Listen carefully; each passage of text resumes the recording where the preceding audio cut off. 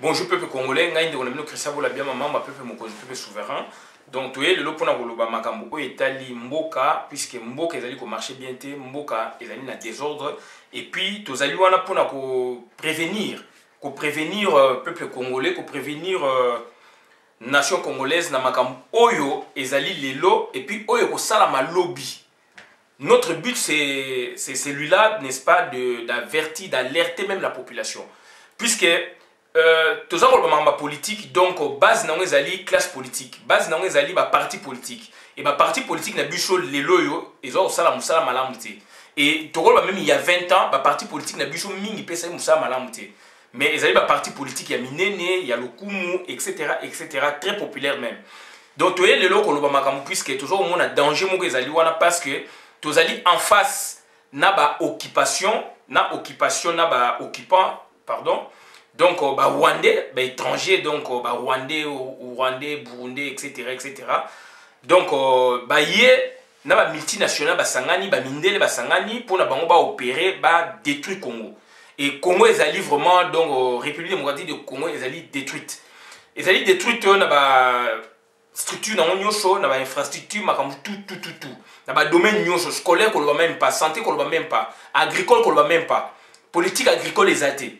Tout allez awa na salon de l'agriculture na Paris donc pour la France mobimba to moni ndenge nini moi échantillon na le bel biso mais biso biloko wana tozana moté. Donc usine mobuta tika initi daipen pour na koboko la soso kolona tomate ko rendre ba conserve la boîte de tomates vivaki na Congo soso sachet to vivaki na Congo na daipen à 30 km dans le centre-ville à Kinshasa. Mais le daipen bloc wana ezalité. O daipen ko multiplier fois 1000 dans tous les recoins à Congo. Mais politique wana ezalité. Mais mbongo bato baza ko joa mbongo pona ba ko investir ailleurs. Mbongo pona éducation, mbongo pona budget pona s'occuper de l'éducation, budget pona s'occuper de la jeunesse. Puisqu'à l'époque il y avait un budget, tout un budget pour la jeunesse, protection à la jeunesse, non. Budget général il y a Congo c'est 4 milliards. Pourquoi? Parce que mbongo esengeli éducation nationale, mbongo esengeli ya boyeboye, mbongo wana supposons que ezali 800 millions de dollars. Mais on doit 30 millions, 50 millions mettre en à profit pour la église. Pour la église, on doit passer 800 000 dollars passer qui a mis na boyeboye. On peut savoir un compte goutte etc. Au lieu que mbongo wana investir dans les 800 millions, 800 millions c'est la misala pour la mboka, pour l'éducation, pour la boyeboye, pour la jeunesse, pour la famille etc. Non. Baziango sikoyo tiena paradis fiscaux tiana poche na bango bazile msusu 3 millions ou 10 millions de dollars baza ko gérer yango durant l'année puisque le budget ça toujours annuel durant la budget de bamboka ça annuel durant année de sorte que ba pesa ka ba église ba pesa ka ba célébrité moko ndengwana tout ça live ça ba tout ba pongia ba bébé. Donc, c'est-à-dire déjà, quelque part là, jamais tout le monde parti politique, moi, ça va dénoncer ma pratique.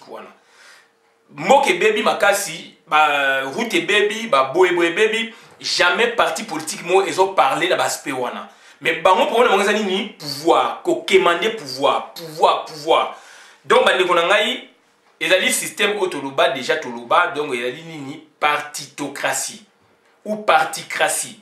Partitocratie, ils ont dit parti politique mo ezali na kati ba parti politique mo ezali dominant parti politique on ezali dominant ce que ezali ko écraser ba parti musu ezali ko par écraser c'est-à-dire baza ko somba baza ko corrompre ba parti musu comme ko sela bango musala neti palu lelo et c'est là ka donc PPRD donc tout y power musala ba parti politique musu lelo bazali visiblement à visage donc ba masque tombé neti ba palou ba parti minene ba parti mususu belé zali wana donc ba koti na ba biloko wana ba parti bolenganko ba fonus ba parti belé koti na ba mutambu wana. Par contre ça ba parti politique mususu donc bango baza ko sala neti jeu entre pouvoir na peuple. Donc azana pouvoir mais azana azana pouvoir te azana peuple mais ba na pouvoir na butu na peuple na moi. D'où pour vous dire que avec ce système, toko évolue à te donc toko le balelo occupation est-ce que l'entendement na bango na raisonnement ya batu wana ba parti politique wana est-ce que bazo le batoza na occupation jamais nulle part na ba discours na bango ba biloko wana te bon wana yali ba idéal hein ba idéal il y a chaque parti politique idéal wana est-ce que zali ko rencontrer idéal yali ba idée conçue na mutu na neti parti politique baza ba idée oya bango neti ba projet na bango société est-ce que projet na bango société ça va ko rencontrer n'est-ce pas préoccupation à peuple ça ko rencontrer n'est-ce pas souci à peuple point d'interrogation mais tout ça ce qu'on a ba vision muso ba réaliste vision réaliste yali ba vision oyo OK donc tel que la vérité makambo ezali yango wana il faut ko lobela yango il faut ko vandela yango donc on s'allie tozali aujourd'hui nous sommes devant ces deux visions idéalistes et vision réaliste na parti politique ya Congo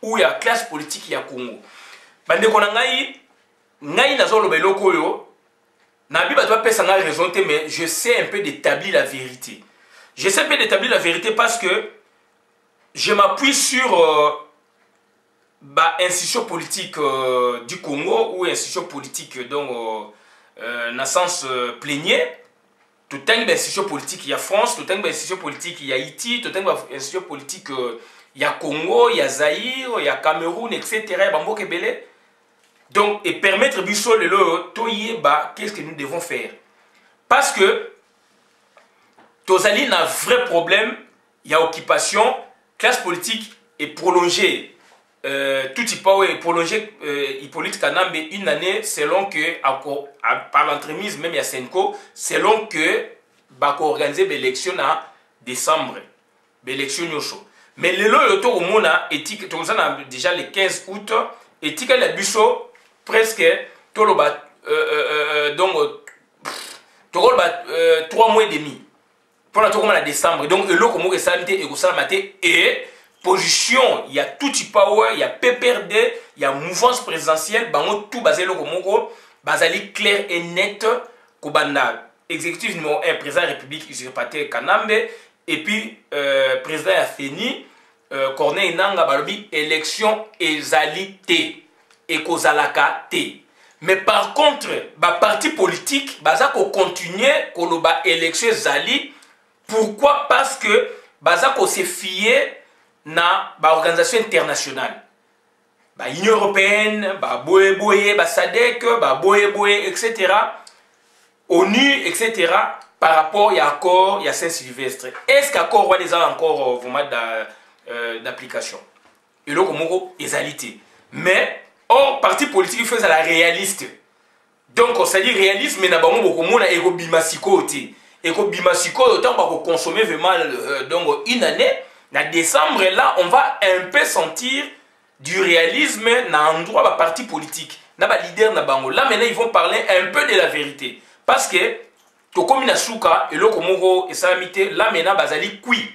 Baza obligé de le mais si koyo, au lieu de baza la réaliste, non, bazo mebabiso na pongia ba bébé selon ONU, selon Boyboy. Or, ONU a eu une résolution.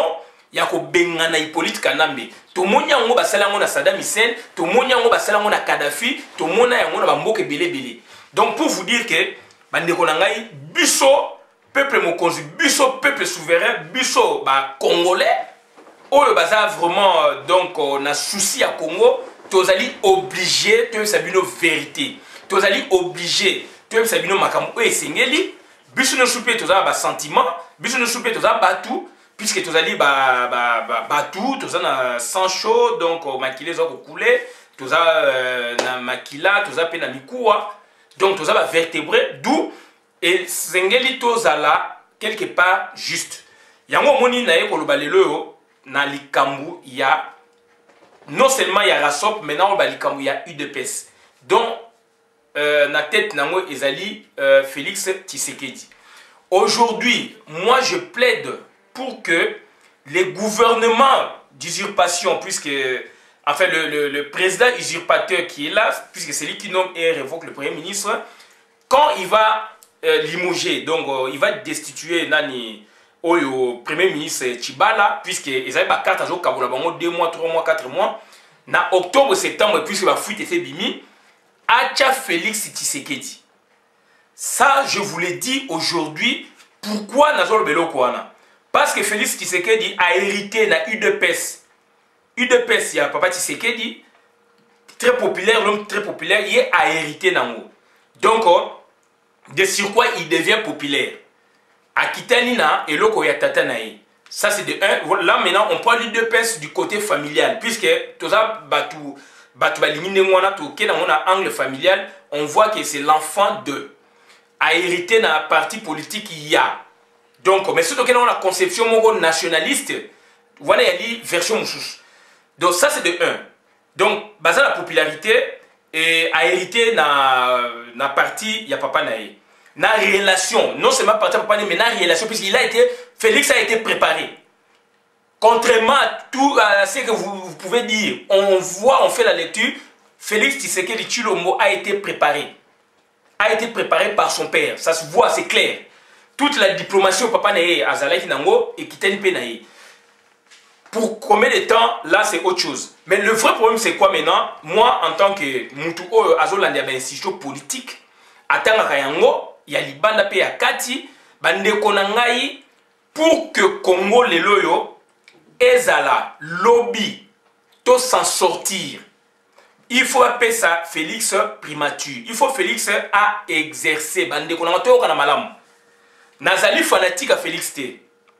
Nazalaka na IDPS, Nazalasu na IDPS T. Nazali fanatique à Félix T. Mais toujours parler na ma conception moko réaliste. Puisque bango ou bino batu mususu baza ba réaliste, mususu baza ba idéaliste, mutu na mutaza na idéal na ye. Ba parti politique baza ba idéal na bango ou ba idéo ya ba parti politique to loba. Donc IDPS o ya Félix eza na idéal o ya ye. IDPS ya Mubake aza na idéal o ya ye. Lui maintenant il prône le fondamentaux et IDPS. Yekuna aza ko prôner o ya aibi ko prôner. UDPS qui Chibalape ezali. Baza pe na ba idéo na bango ou idéal na bango. Idéal yali ba idée conçue. Ba idée oyo batu baza nango o batu ba créer yango.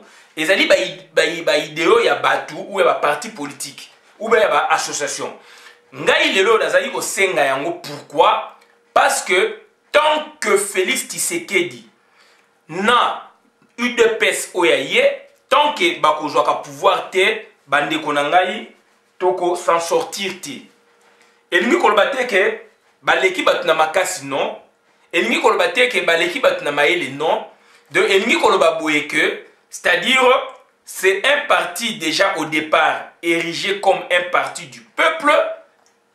Ezalaki na ba directoire, bazalaki ensemble bakabwani komi Papa Tshisekedi Lupemba ya kosakana te, lelo yo akufa donc mwana a hérité yango malgré Jean-Marc Kabundo azali donc secrétaire général ya IDPS. Donc secrétaire général numéro 1 à IDPS, donc Félix Azape secrétaire général na adjoint ou na domaine boy précis. Donc bande ko ngai eloko o nga naza ko senga na population ya moi to se ressaisir. To se ressaisir à moins qu'il y ait un soulèvement populaire, un vrai soulèvement populaire, pour la bannière et c'est donc pour la bannière et sa équita, tension équita pardon, et puis pour que lobby tout le monde a clair, et ça voile ou babenga cache sexe, il faut que l'on la cache sexe pour voir le sexe, il faut que l'on la voile pour voir clair. Donc bande konangai makamutoza ko lobela bino. Ezali makamu oyo, ezali fondé non seulement na idéal to panzani, puisque mutuna mouvement de bazana ba idéal na bango, mais ezali fondé sur le réalisme, ezali vision réaliste. Pour une vision réaliste ya Congo et non une vision idéale ya Congo ou idéaliste ya Congo, donc esengeli Félix Tshisekedi na UDPS ne ba pesa bango pouvoir. Na lobby na sala ba vidéo batule so ba comprendre ngate lelo na ye nango susu na méthode mususu ba pese pouvoir il va l'exercer tant akosi sa exercice na ye wana ba ko pesa ye na moment wana lobby akoza suna argumenté ya koloba akoza suna eloko moko te aya ko perturber ba programme ya ba plateforme aya ko perturber ba programme ya ba mouvement donc ya ba association aux Ezali à travers le monde pour libérer et dans le bon sens le Congo. Puisque Bande Konangai, Félix Tshisekedi s'inscrit sur deux fronts. D'un côté, Azali Kolanda, donc accord à Saint-Sylvestre, dont lui, il se prévaut, n'est-ce pas, d'être le candidat choisi. Donc voilà, le candidat Premier ministre est choisi, donc, ou coopté par son père, donc le président Tshisekedi. Ça, c'est d'un côté. Donc, Abiy Mtazalaki, il faut pas nommer d'un côté. Donc, ils s'en tiennent à accord. D'autre côté, il a dit tout haut qu'il est candidat à l'élection présidentielle. D'où maintenant, deux visions on a, deux positions on a, risquent de flouer, risquent d'endormir le peuple congolais. C'est là où moi je ne saisis plus Félix. C'est un Congolais comme tout autre. Donc, toujours le Bamakambuya politique. Ça n'a rien à voir avec le sentiment, avec la réaliste. Tout que na idéalisme, tout ce na réalisme politique. Donc, c'est-à-dire, à ce qu'on a deux fronts. Quand est-ce qu'il va cesser de parler d'accord, il y a Saint-Sylvestre, puisque tout le monde a rassemblé le niveau Ezali, n'a Kabila Zali qu'au procédé. Ça, c'est de un. Deuxièmement, quand est-ce qu'il deviendra effectivement candidat aux élections présidentielles, puisqu'il y aura vraiment toutes les conditions ou tous les préalables seront réunis pour organiser les élections et que lui, il s'est dit, il serait candidat à ces élections-là. Donc, ça dit, ça c'est un vrai problème. D'où le gens, Bazali déjà partagé déjà les annonces, il y a deux positions. Accord à Saint-Sylvestre, Papa Tshisekedi Koufi, il divisait Batou. Le lot, il s'est dit candidat aux élections présidentielles, il divisait Batou. D'où maintenant, on ne saisit plus Félix. Raison pour laquelle, Toza Kolobaboué, quand est-ce qu'il sera candidat aux élections présidentielles pour vraiment postuler? Point d'interrogation, puisque pouvoir en place Babi, élection exatée. Deuxièmement, bien que l'élection exatée, donc, a eu persister la position là, jusqu'à ce que l'élection Kozalaka. D'autre côté, quand est-ce qu'il va finir na accord à Saint-Sylvestre? Puisque accord Wana est aussi là, vraiment, et fait aussi là, le 17 décembre ou le 31 décembre 2017. Et après le 31 décembre 2017, il sera qui? Accord Wana est en valeur Nini. Est-ce que lui encore il va se prévaloir qu'il est candidat? Donc Azali na qualité, il y a qu'au primature par rapport à l'accord après le 31 décembre. Voilà la question où tu s'est posée. Le vrai problème est Azali sous Nini. Pourquoi tu as commis un mythe? Pourquoi tu as commis un mythe? Félix, étant l'enfant, n'est-ce pas, il y a grand leader Maximo à Congo, l'homme le plus populaire, charismatique, premier docteur en droit à l'Université Lovanium de Kinshasa. J'ai cité docteur Etienne Tshisekedi, d'où il a hérité quelque part la culture politique. Tout la famille mais culture politique il y a Congo, puisque papa fut un grand acteur politique il y a Congo, et surtout durant plus de 3 décennies. 24 avril 90 jusqu'à aujourd'hui, pour ne pas parler de la période d'avant, 24 avril 90. Donc, Bandekonangai est le très important et tout, tous allez vivre l'ère politique, époque politique, nous à partir à la date, il y a le 7, le 8, le 9 août 2017. Batba comprendre nanté. To comme j'ai une époque moussou politique, na vision moussou politique il y a Congo. À partir de là, rupture avec l'ordre ancien. L'ordre ancien, les Aguinini, Papa Tshisekedi du seul leader durant 27 ans. 90, 1er février 2017, 1er février 2017 jusqu'à la date, il y a le 7 août 2017, période de 6 mois, il y a une période il y a transition par rapport à leader, il y a leadership, il y a Sikana, leader, il y a Sika. À partir de la date, le 7, le 8, le 9, le 1, donc, comme ici, leadership, Morebimi, et ça allait contester quelque part. Et leader Moussous au bazaneti un peu de chi bazoko lingako reconquérir place wana. D'où guerre ezali place wana. Donc pardon bandeko nanga eloko naza koloba pourquoi to komi na mythe oyo ya UDPS mythe wana ezali ou ezalaki entretenu et créé par Mobutu, par la Deuxième République. Tshisekedi va passer pouvoir, Mobutu a repensé un nam akati.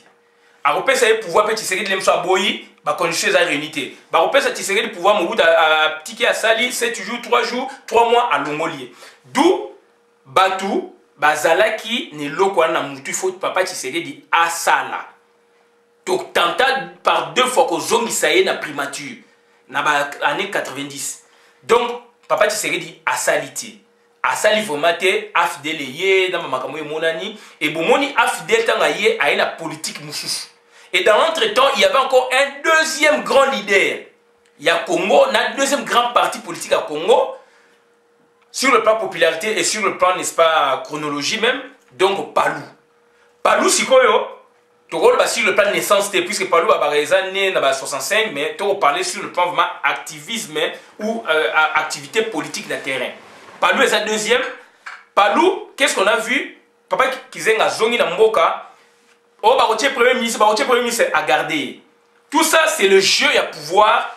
Il y a Deuxième République, c'était pour garder Batouana, qu'on sa émotion, engouement de la population, qu'il y a la démocratie, mais Batouana, bazali côté naïe. Jusqu'à ce que Palou a un conclave. Conclave, il y a un PR. Tout l'andaka yango na fait Thomas Kanza.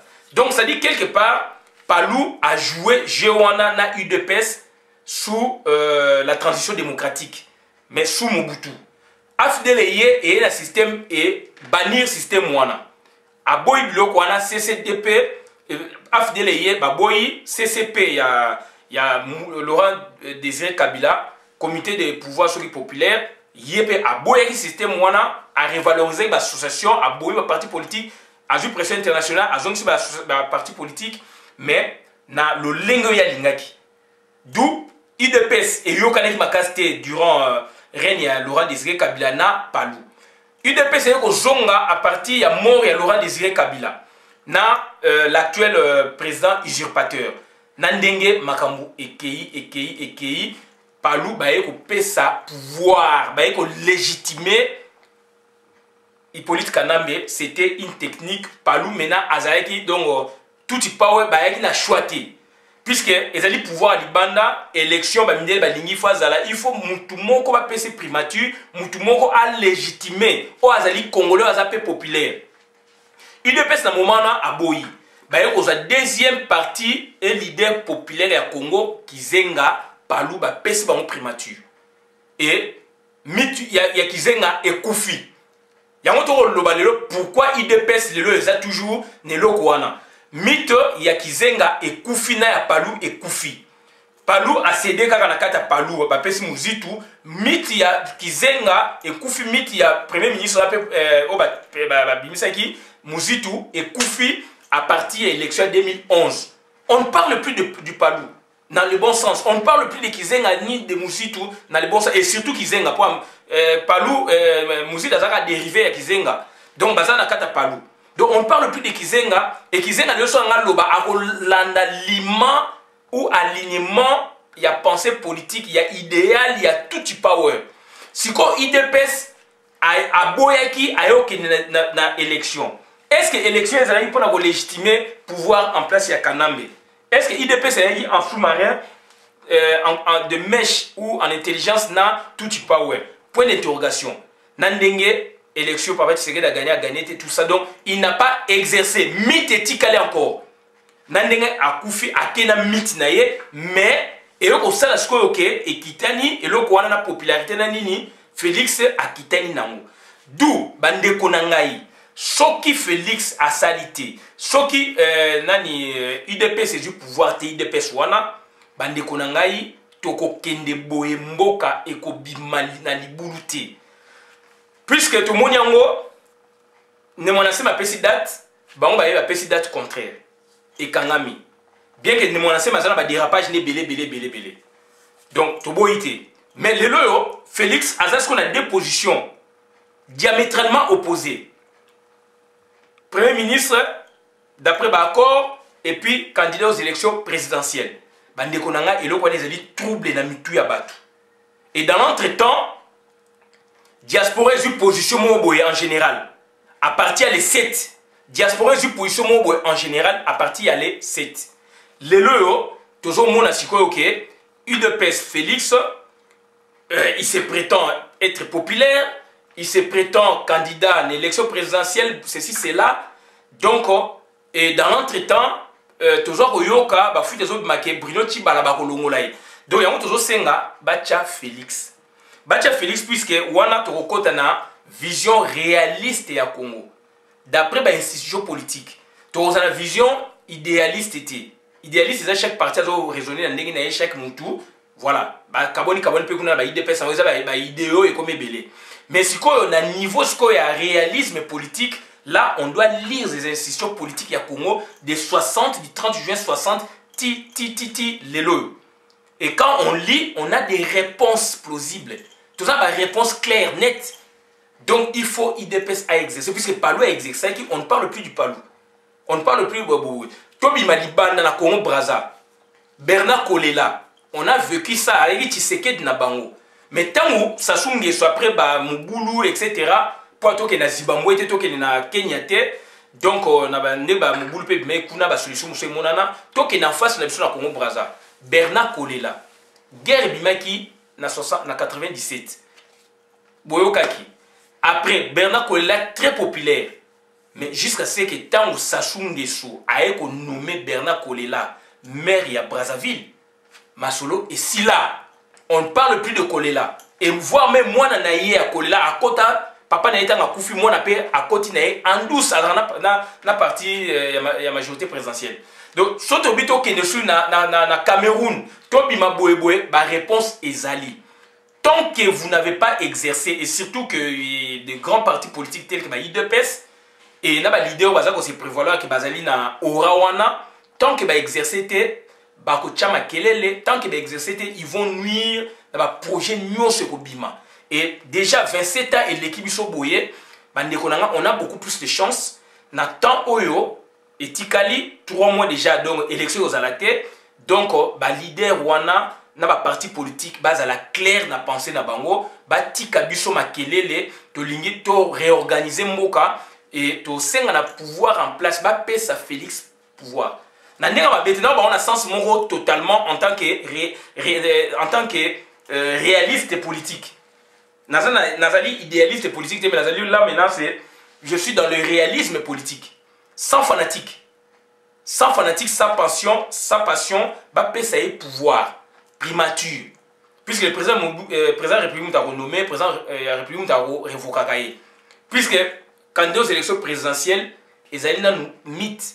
Qu'on peut appeler arrangisme, bah oui, peut qu'on canapé, n'a pas qu'à qu'on peut bah oui qu'on cana, n'a pas tout bah candidat aux élections présidentielles, bah oui qu'on cana pour na que, bah pesa mutu oyo d'offert à cana mais pour na atika na bokonzi.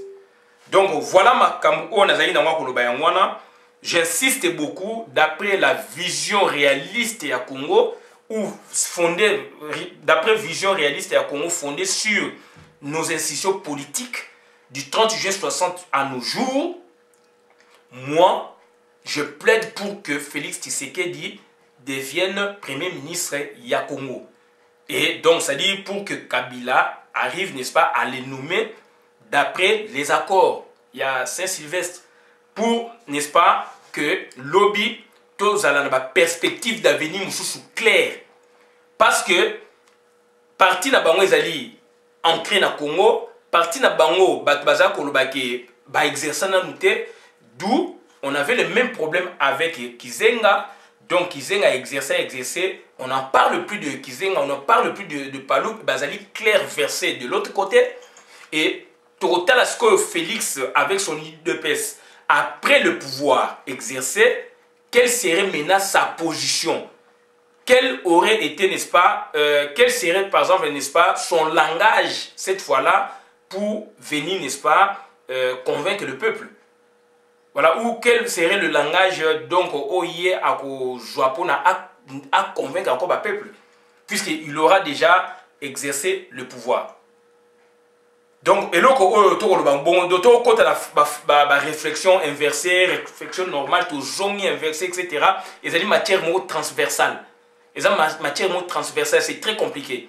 Et UDPS déjà, il y a les loyaux, azali ko soutenir Moïse Katumbi na rasop que Moïse sera candidat aux élections présidentielles mais mené comme yemoko dans l'entretemps étiquetage quoi ça nango déjà que pour notre premier ministre ezali d'où c'est le pouvoir totalement donc il est dans la quête, il y a pouvoir, il est dans la quête de l'exécutif totalement. Quand on parle de l'exécutif, on voit le président de la République et son gouvernement.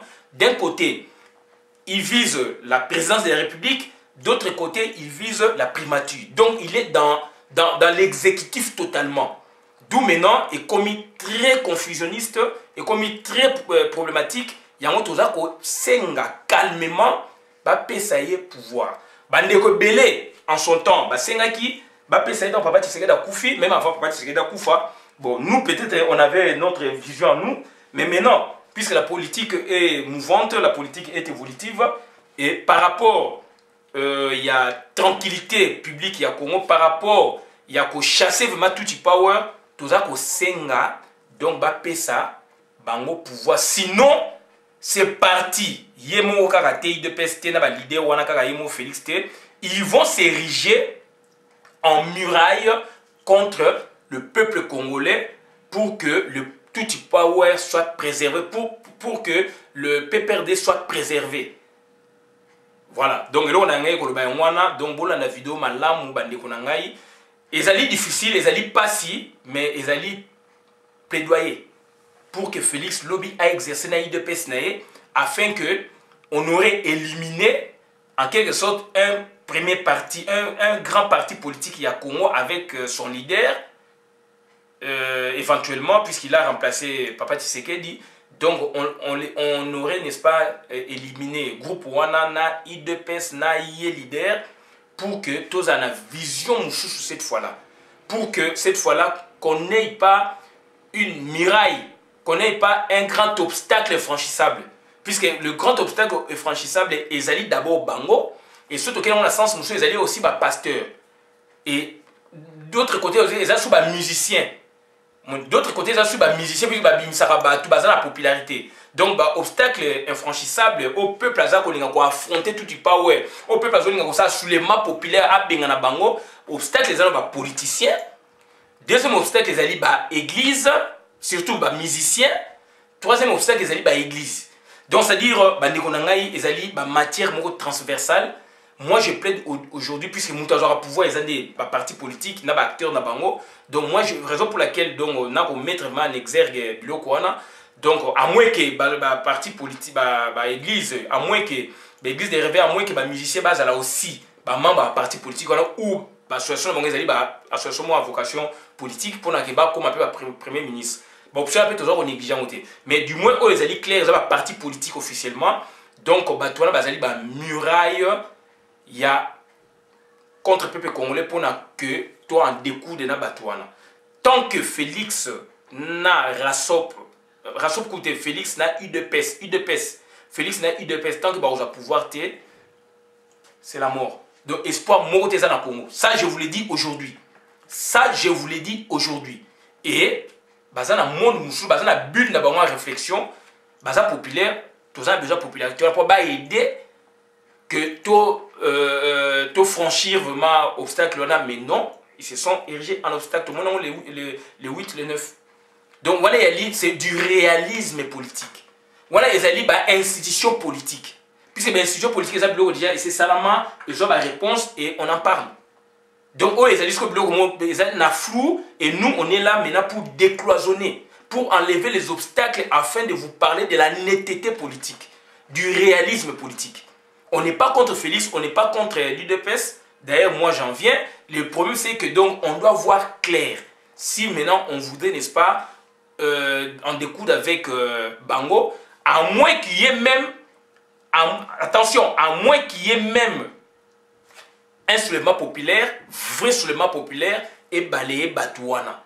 Et nous, aujourd'hui, nous prenons, le peuple congolais, prenez le lot Massassi pour la Batouana, mais attention, attention, ça c'est aussi c'est une meilleure option.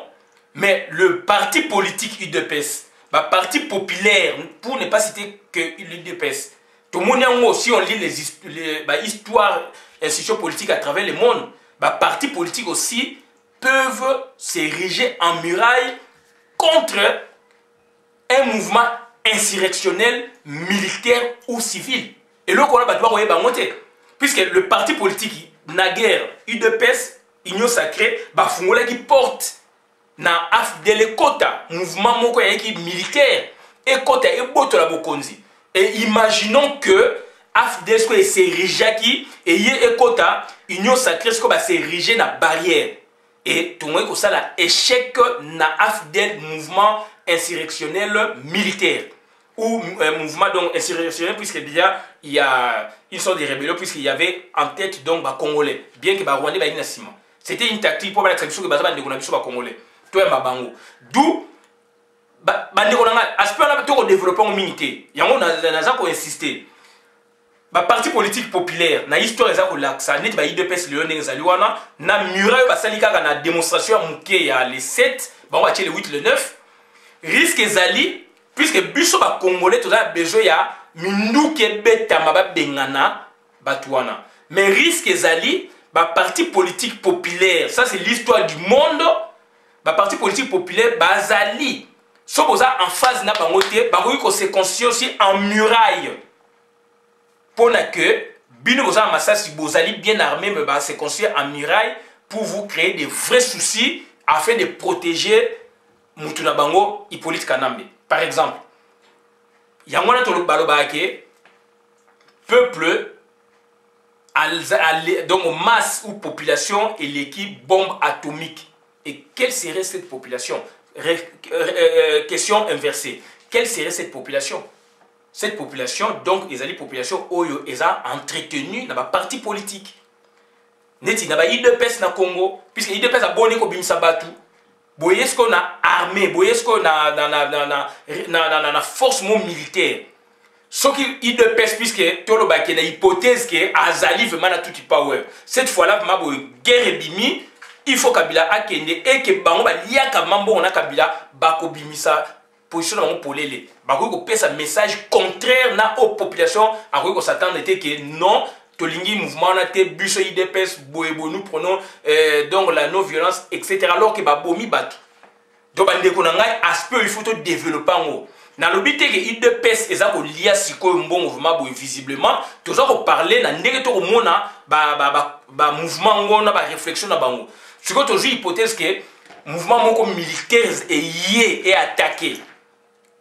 Et que bah, mouvement, puisque l'histoire n'a mon épouvant, mouvement populiste ou populaire a s'érigé maintenant en barrière, puisque peuple c'est une bombe atomique. Bah s'ériger contre Bino, bah Sangani Siko n'a pouvoir en place. Beaucoup de bani.